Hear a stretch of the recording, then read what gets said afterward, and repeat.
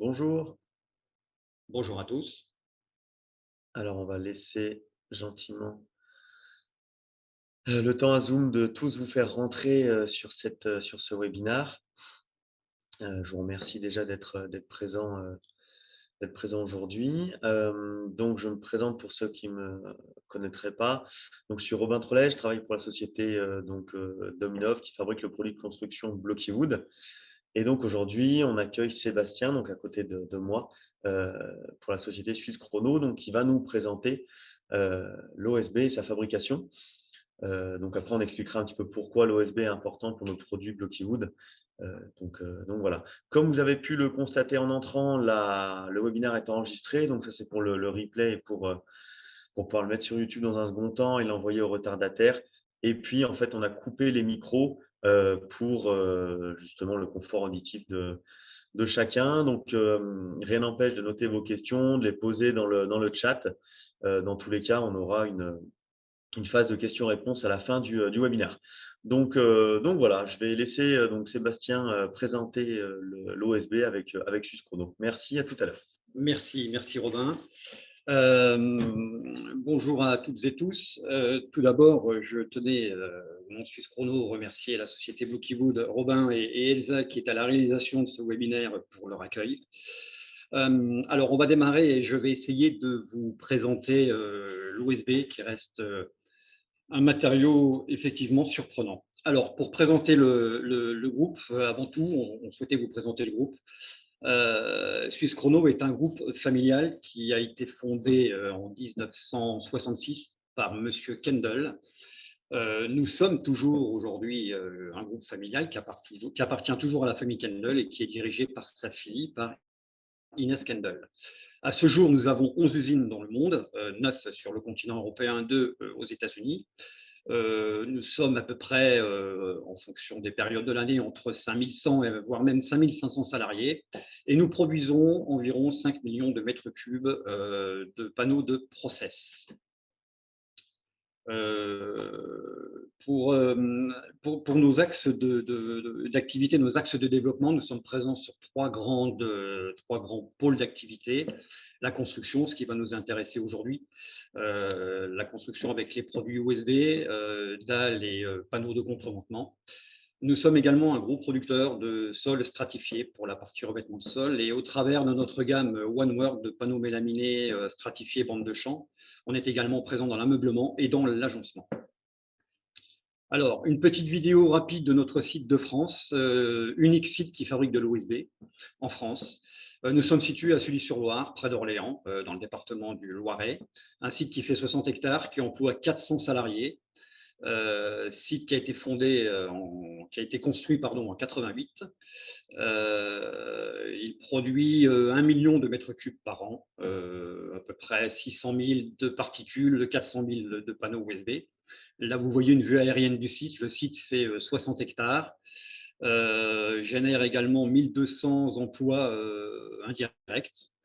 Un trafic de camions et de marchandises assez important, puisqu'il nous faut par jour à peu près 180 camions de matières premières, notamment du bois, bien évidemment. Et nous livrons entre 80 et 120 camions par jour en fonction de l'activité commerciale que nous connaissons. Là, vous voyez toujours par voie aérienne le parc à bois. Là, c'est la partie de l'usine qui fabrique le panneau de particules, le site dans sa globalité, encore une fois, qui fait 60 hectares. Hein, c'est un site, c'est le plus gros site de panneaux de process de France. Et puis là, vous voyez plutôt la partie USB, la partie parc à bois.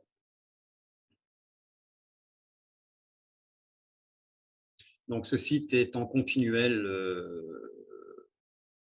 on va dire modernisation. Nous investissons tous les ans pour le moderniser. On verra un petit peu plus tard, on en parlera. Nous sommes très attachés à l'aspect éco-responsabilité, qui est un très très grand sujet depuis quelques années.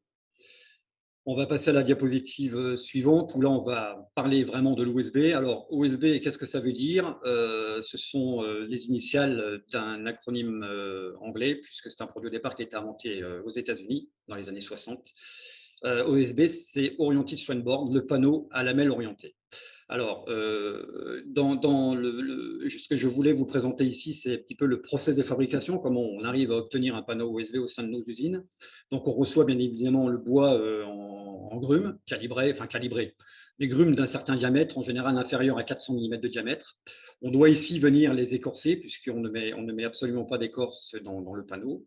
Après l'écorçage, on va passer ces troncs d'arbres écorcés dans ce qu'on appelle, nous, les coupeuses. Les coupeuses, ce sont des très, très gros tailles-crayons, des tailles-crayons, on va dire, industrielles, qui vont générer les lamelles que vous voyez une fois que le panneau est fabriqué. Ces lamelles, elles ne sont pas d'une dimension hasardeuse, hein, elles sont calibrées.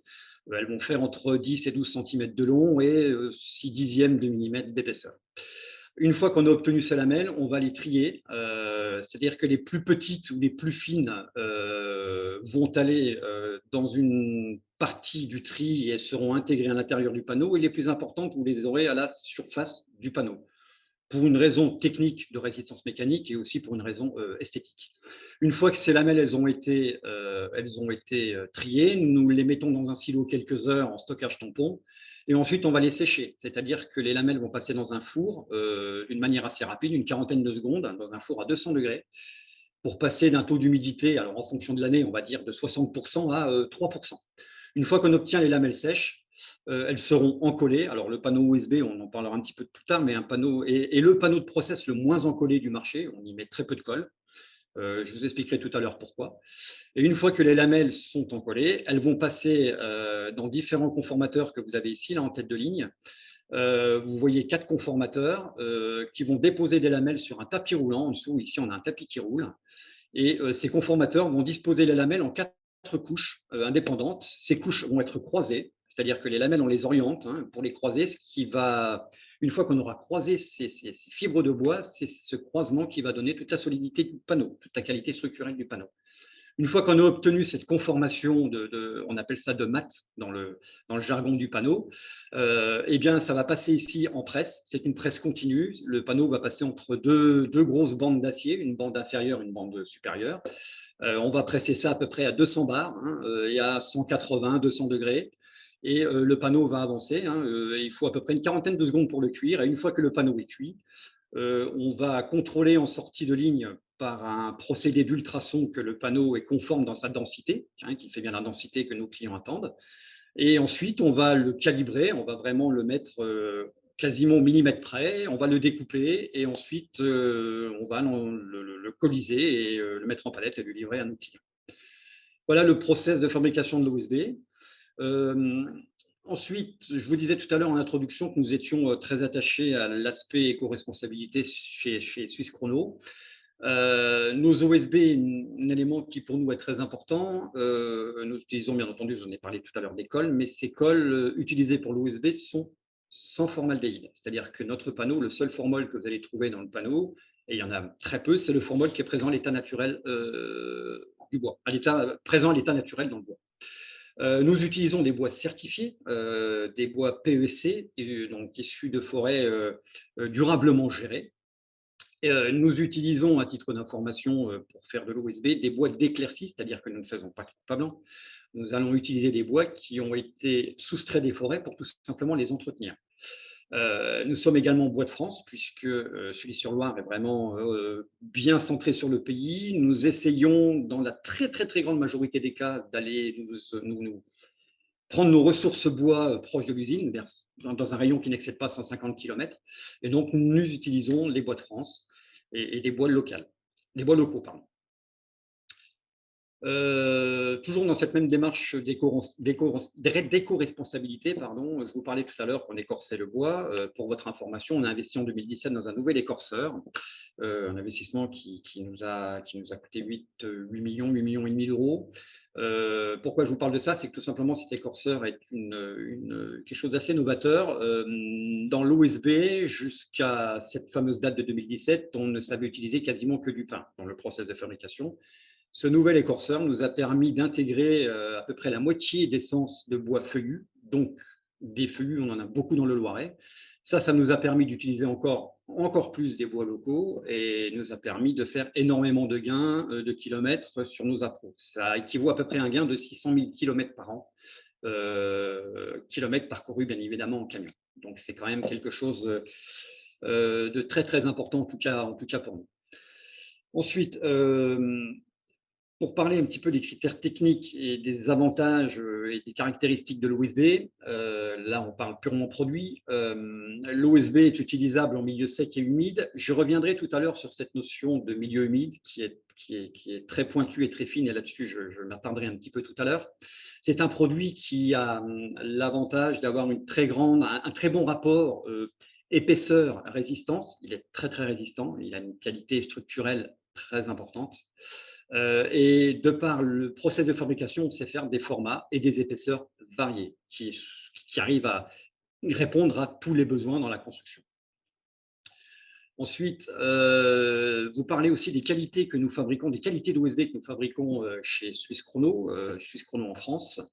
Nous fabriquons les qualités supérieures, c'est-à-dire qu'en OSB, vous avez 4 qualités. On a l'OSB 1, l'OSB 2, l'OSB 3, l'OSB 4. Chez nous, nous ne fabriquons que l'OSB 3, l'OSB 4 parce que on aime déjà les produits qui sont performants et deuxièmement, on remarque que sur le marché français, de toute façon, ce sont ces deux qualités qui sont demandées dans 95% des cas. Qu'est-ce qui va différencier l'OSB 3 et l'OSB 4 ? Pas grand-chose. Les deux sont utilisables en milieu humide et ont des qualités structurelles, donc ils vont pouvoir rentrer dans la résistance mécanique, dans tous les éléments de construction, dans toutes les notes de calcul.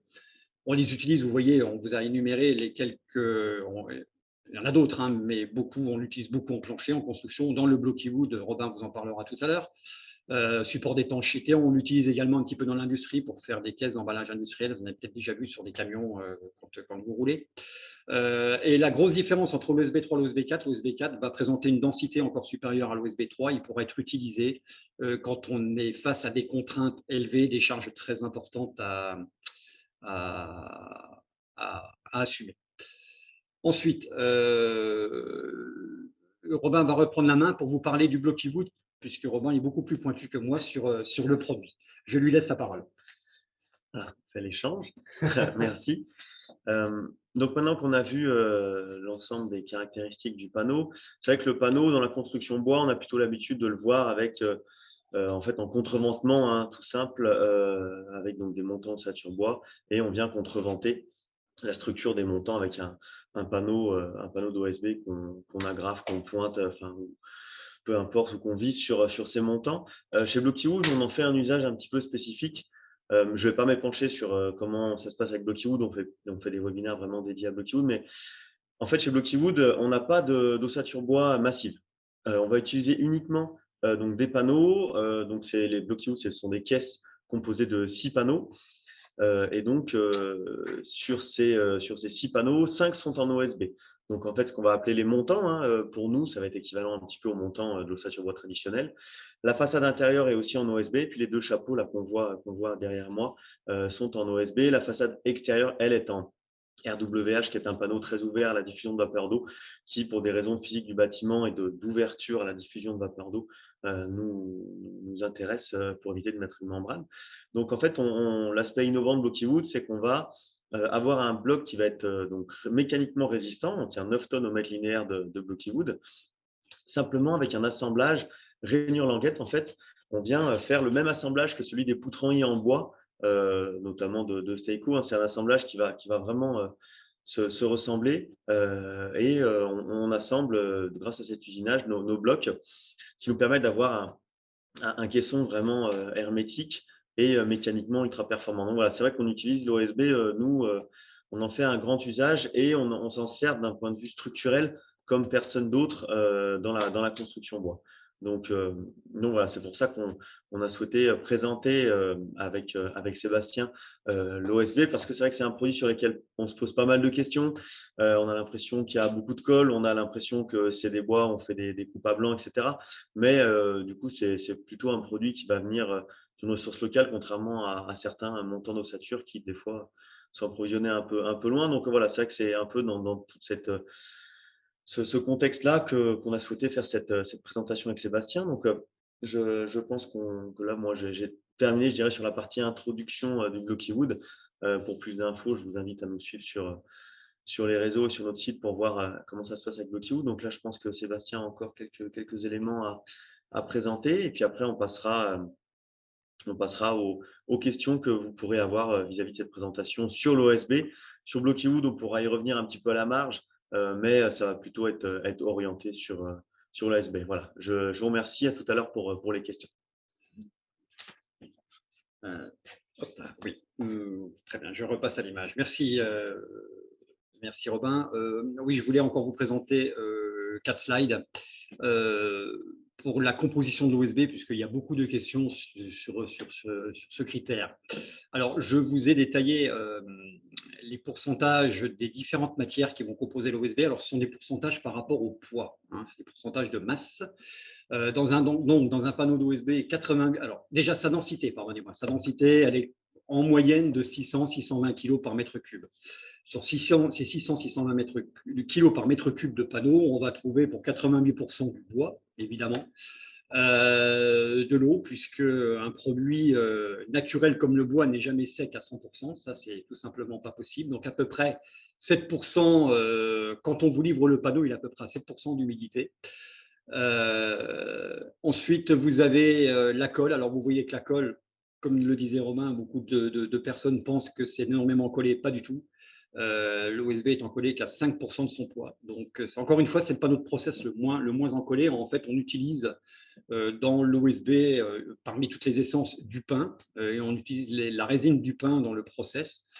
Enfin, la résine du pain dans le process concourt à l'encollage du panneau. Et encore une fois, je le rappelle là, on utilise des colles sans formol. Une question aussi qui revient souvent, la durée de vie d'un panneau USB. Alors, cette notion qui s'appelle DVT, donc la durée de vie typique, elle est disponible dans la fiche de renseignement de déclaration environnementale et sanitaire. Vous la trouvez sur Internet, hein, qui s'appelle la FDES, qui est un document réglementaire. La vie du panneau est de 100 ans, bien entendu, quand il est utilisé dans des conditions normales d'utilisation. C'est sûr que si vous le baignez dans l'eau, il ne va pas durer de 100 ans, c'est une évidence, il ne durera même pas 2 ans. Et ça, je vais y venir après. Merci Robin. Alors, je voulais revenir sur la notion de milieu humide, on en a parlé tout à l'heure. L'OSB 3, l'OSB 4, on en a parlé tout à l'heure, hein, c'est utilisable en milieu humide. Qui dit milieu humide dit ceci dans le monde de la construction, c'est le milieu humide est considéré et traduit dans le milieu de la construction comme une classe de service 2. La classe de service 2, c'est quoi? C'est ce que je vous ai écrit sur ce slide. C'est simplement dans une pièce qui va faire 20 degrés que quelques semaines par an, où va être autorisée une hygrométrie supérieure à 85%. C'est le premier point. Ça veut dire quoi? Ça veut dire que c'est l'humidité que vous allez rencontrer dans une cuisine, dans une salle de bain, mais qu'en aucun cas, il faudra déjà projeter un liquide sur le produit, puisque si vous faites ça, c'est un panneau de bois à base de bois, le bois gonfle et votre panneau gonflera. Alors, plus ou moins, plus il sera hydro, moins il gonflera, mais il gonflera quand même. Donc, jamais de projection d'eau sur un panneau de process, ni même sur un OSB, quelque OSB que ce soit. Et ne pas utiliser non plus dans des pièces qui sont entre 90 et 100% d'humidité toute l'année. Je pense à des buanderies mal ventilées, piscines. Là, non, c'est complètement proscrit. Il faudra utiliser d'autres produits qui sont protégés ou inertes, hors bois, en clair. Hein, voilà. Donc ça, je voulais vraiment insister là-dessus parce que même dans le monde professionnel, beaucoup de gens imaginent que quand on dit un panneau hydro, on peut le mettre dans l'eau. Non, pas du tout. Voilà. Autre slide que je voulais également vous présenter, les différents labels que nous pouvons avoir sur l'OSB, même d'autres produits du groupe, mais là on parle de l'OSB.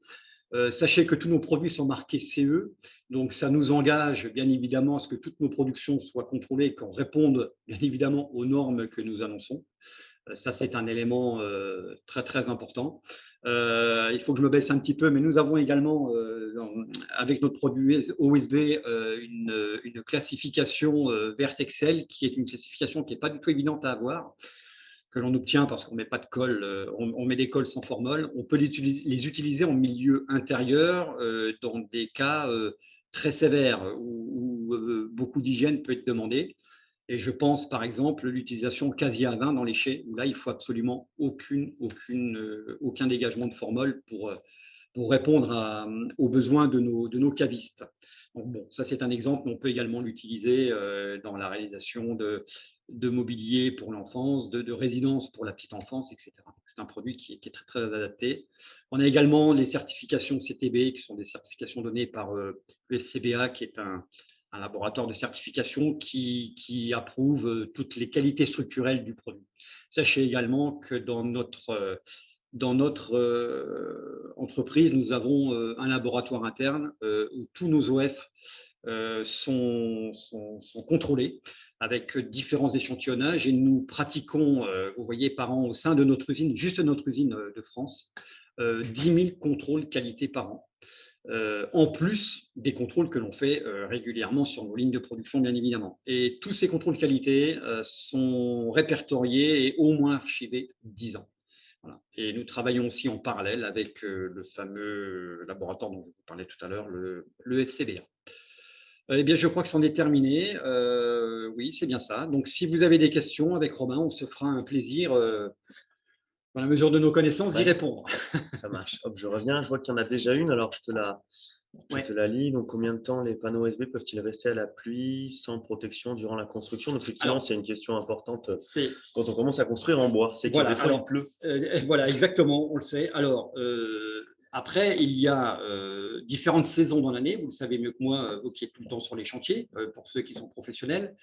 L'été, je dirais, s'il tombe une petite rosée, ce n'est pas un drame, il ne se passera rien. Simplement, il faudra très très vite racler et sécher le panneau et le laisser ressuyer avant de mettre un éventuel produit étanche dessus. Je pense à un support d'étanchéité, par exemple, etc., pour éviter toute moisissure. Que ce soit le bâcher. Le bâcher après exécution et bien s'assurer surtout, une fois que vous le recouvrez, que le panneau soit bien sec. Voilà. Ouais, là, c'est surtout dans le cas où on va mettre une étanchéité par-dessus ou quelque chose comme ça sur un toit plat. Par exemple, c'est vrai qu'en mur, on n'a pas de souci, je dirais, à le faire ressécher puisqu'on ne va pas mettre un pare-pluie. Dans tous les cas, le pare-pluie sera HPV.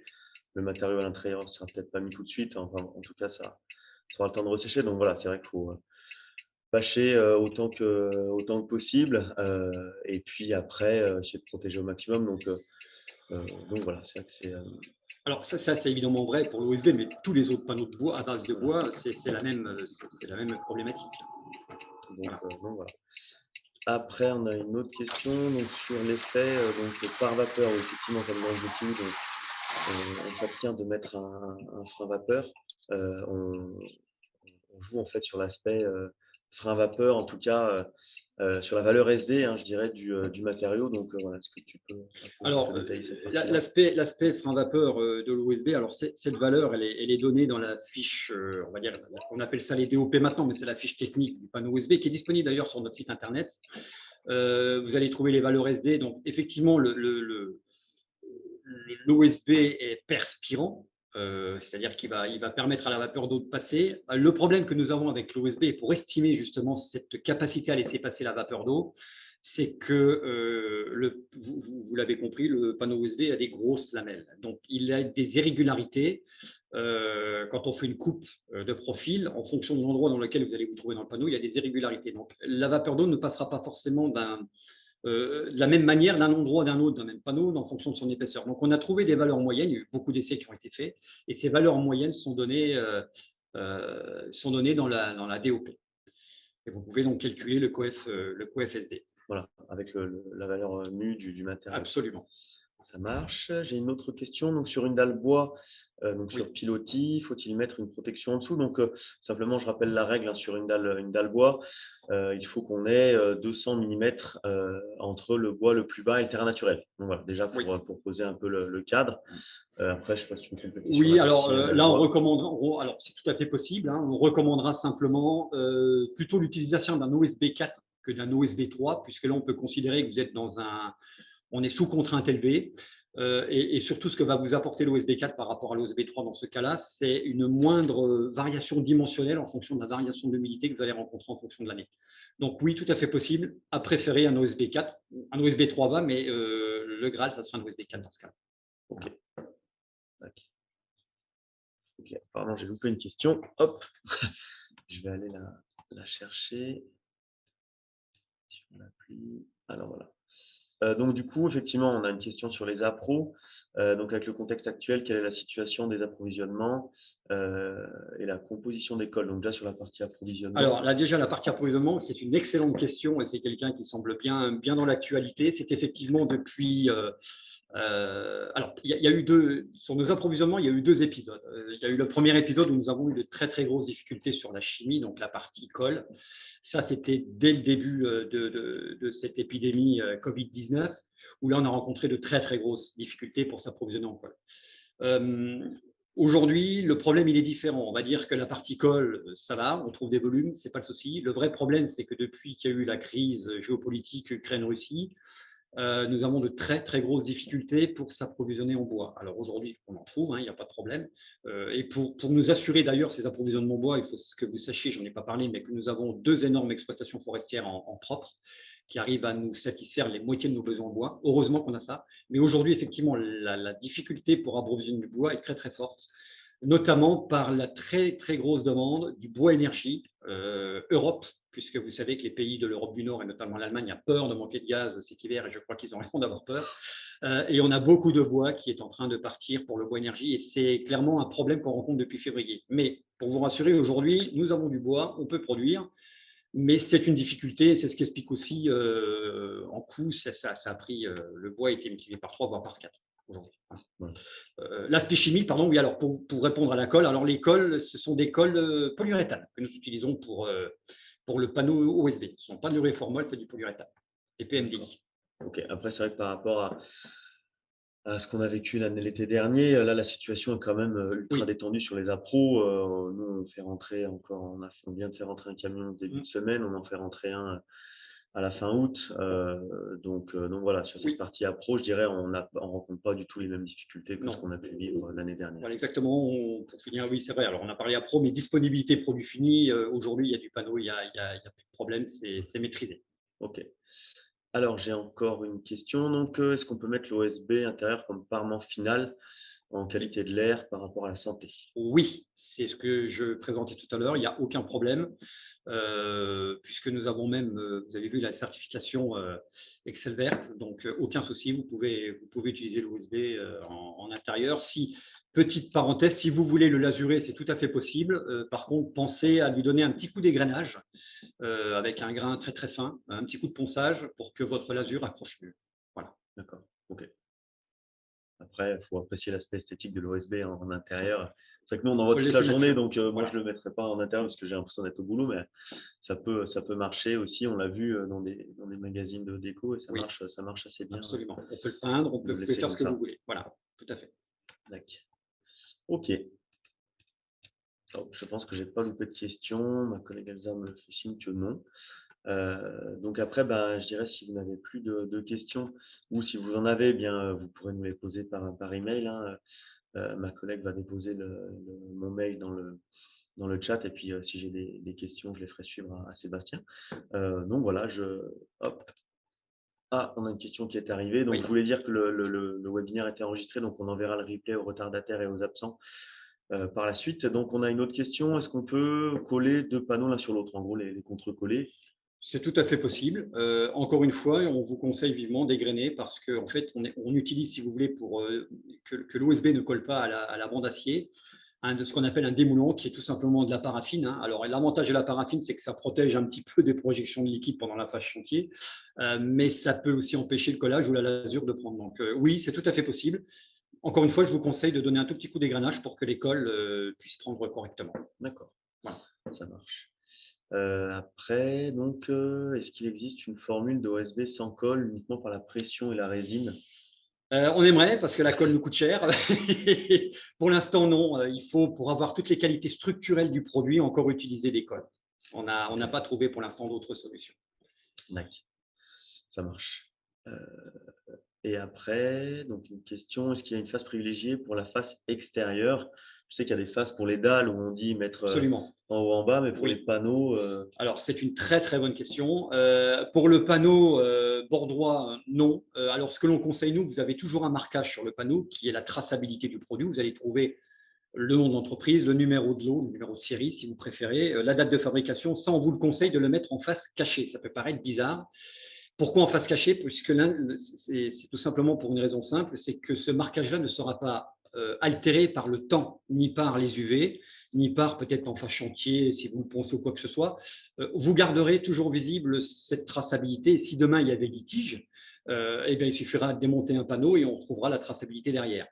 Pour les dalles plancher, c'est exactement la même chose. Vous mettez, d'ailleurs, c'est marqué sur les palettes, hein, vous retournez vos dalles. Quand vous allez recevoir votre colis de dalles, vous avez les dalles où on vous présente le marquage face dessus. Il faut les retourner pour les appliquer. C'est-à-dire que le marquage également doit être caché face dessous. Alors ça, c'est vrai, encore une fois, pour garder le marquage longtemps, enfin, toute la durée de vie du produit visible et lisible. Et surtout, nos rainures ne sont pas symétriques. Les rainures languettes ne sont pas symétriques, elles sont légèrement dégagées en sous-face pour éviter tout grincement quand vous marchez dessus. Donc de les poser dans le bon sens, c'est important. D'accord. Si vous vous trompez, c'est pas grave, il n'y aura pas de problème de résistance mécanique, hein, ça sera la même résistance mécanique, mais pour votre confort de tous les jours, c'est bon.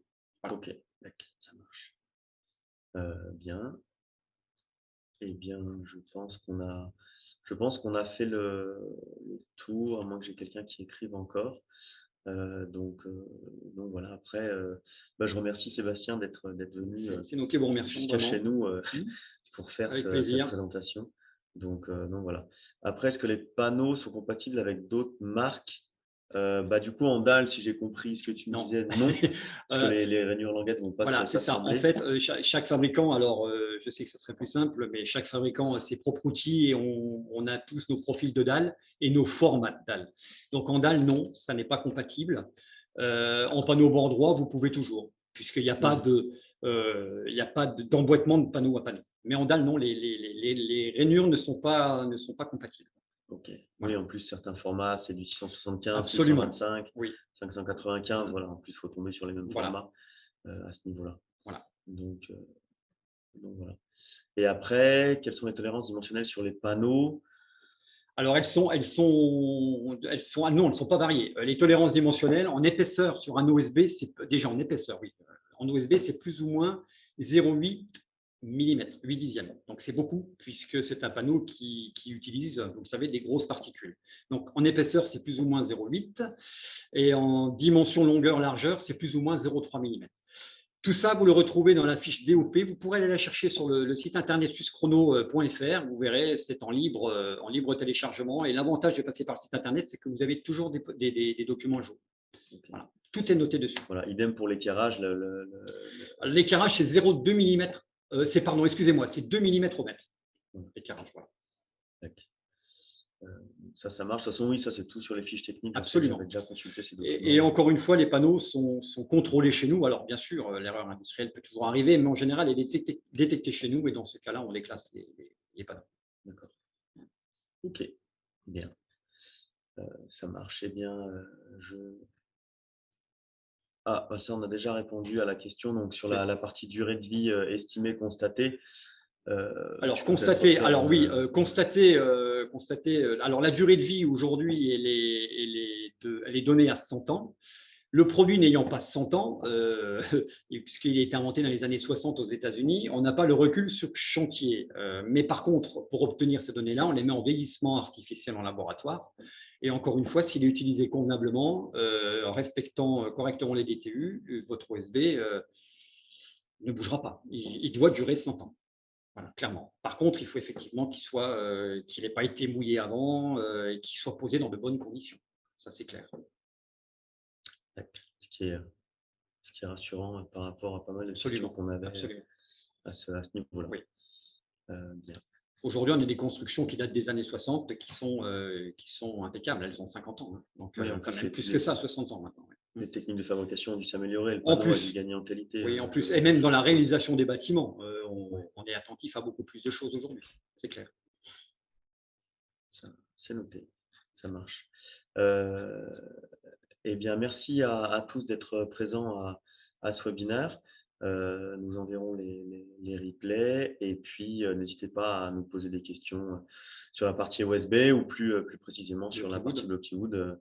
Encore merci à Sébastien d'être venu animer ce webinaire avec moi et puis bien je vous dis à bientôt et à une prochaine sur un prochain webinaire. Merci, au revoir. Merci à tous.